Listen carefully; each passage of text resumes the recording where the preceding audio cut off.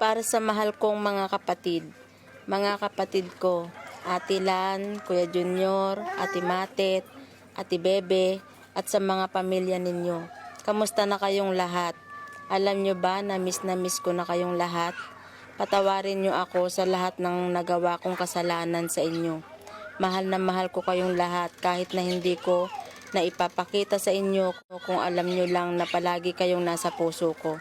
Mga kapatid ko, naniniwala ako sa Poong May Kapal na bibigyan niya pa ako ng isang pagkakataon na makapagbagong buhay at magkasama-sama tayong lahat.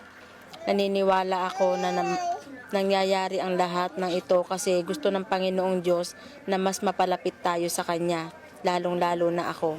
Mga kapatid ko, anuman ang mangyari, naniniwala ako sa Diyos na ito ang kagustuhan niya at naniniwala ako na meron siyang magandang plano para sa atin.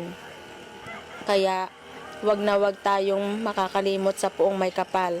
Siya lang ang makakatulong sa atin. Amen.